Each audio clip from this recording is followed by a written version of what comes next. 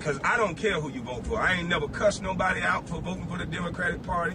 I ain't never called nobody a disrespectful name. None of that. You you guys that do that, not all Democrats do that, but the guys who do that, y'all are the new version of the KKK. The white folks don't got to do nothing. Y'all are the new version of the KKK because you try to intimidate, you try to exile black folks, and you try to cancel them because they don't agree with you. And that's sad. You act like you're doing something righteous for doing that. The Democratic Party is our people. So you gonna hurt another black man for the white people that you like? You a fool.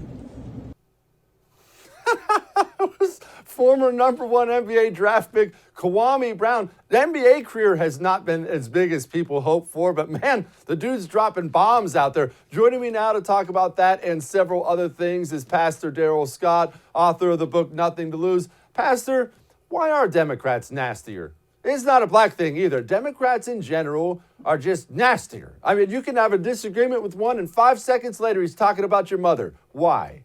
Yeah, I mean, you're absolutely right. I don't know what it is about that party. There's some kind of spirit on them that if you disagree with them, they get hostile and antagonistic and adversarial.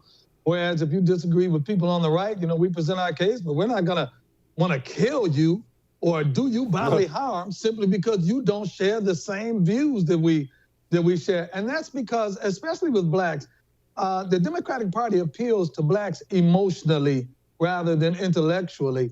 And because of that, politics becomes an emotional topic rather than an intellectual discourse. And sometimes when people get really emotional, they can't do anything but strike out because they don't know how to express themselves any other way. Yeah, I mean, I guess you're probably right about that. I don't know. I'm passionate about politics. I'm emotional about politics. I think this stuff is important. I disagree with my friends all the time. I don't call them names and terrible things like that. It's so odd how fast they get hostile. I just wonder about the psychology of all of it. Yeah, they get very hostile very fast. And once again, I think it's because they don't have an intellectual reason to support their choices. And so if you can't deal with it intellectually, they begin to lash out. And oftentimes it's a diversion. It's a diversionary tactic. They'll get hostile. They'll get violent. They'll get antagonistic. Because once again, they don't have an intellectual argument. Their intellectual arguments are being shredded.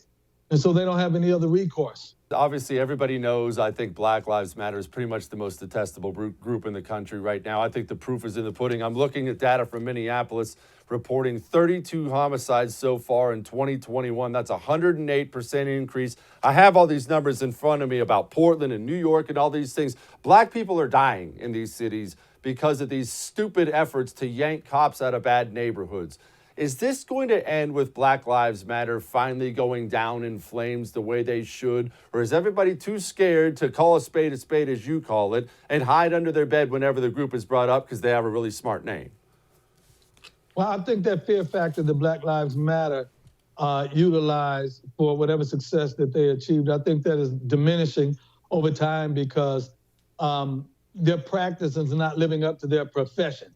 And so the fear that people had of speaking out against them is not like it was before, simply because a number of black people on the left and the right are speaking up against them. And Black Lives Matter is an ambulance-chasing organization. Unless there's some black victimization emergency crisis, they're not effective anyway. They need chaos. They need injustice in order to survive.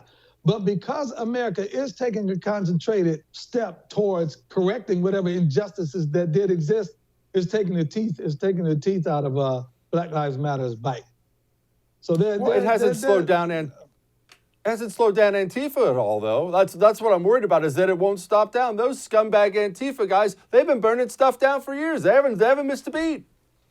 I'm sorry, you know what? Black Lives Matter took a lot of heat off of Antifa. Yeah. And because Antifa was more localized than it was national, they're not all over the country. They're isolated in these particular places. But another reason is, I'm sorry, and this is for the conservatives on our side, there are a lot of people that just don't want to cry out against anything white.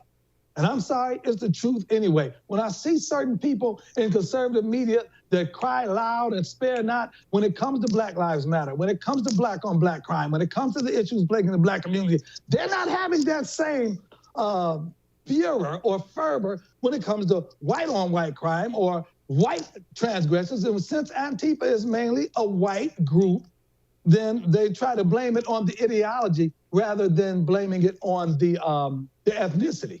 Whereas with Black Lives Matter, they focus more on the ethnicity than they do on the ideology. And it is what it is. I got to be truthful. If Antifa was black, they'd be getting a whole lot more attention. Excuse me? Go ahead. Please, why do you think that is? Please, look, we tell hard truths on this show, Pastor. Please, why do you think that is? Go ahead. Because the same way you see black people that don't want to speak out against organizations that are primarily black, white people have that same train of thoughts as well. So, you'll see them crying out against Black Lives Matter, but don't say anything about the KKK. They'll cry out against Black Lives Matter. And I'm not defending Black Lives Matter in any way, form, or fashion. There's a scripture in the Bible that simply says, judge righteous judgment. I try to be fair across the board. If I can criticize Black Lives Matter, I can criticize Antifa with the same level of vociferousness. I can criticize the Klan and every other white supremacist group because Black Lives Matter is a black supremacist group. So I have to be equal in my criticisms. And it's unbalanced there because Antifa is raising hell up in Portland. They've destroyed Seattle, different places like that, and there's not a peep out of the right about them. All the peeps are about Black Lives Matter. Hey, thanks so much for watching The First on YouTube. If you liked what you saw, go ahead and like and subscribe. You heard me. Like it, subscribe. You'll get a lot more of it and a lot more of me. Thanks.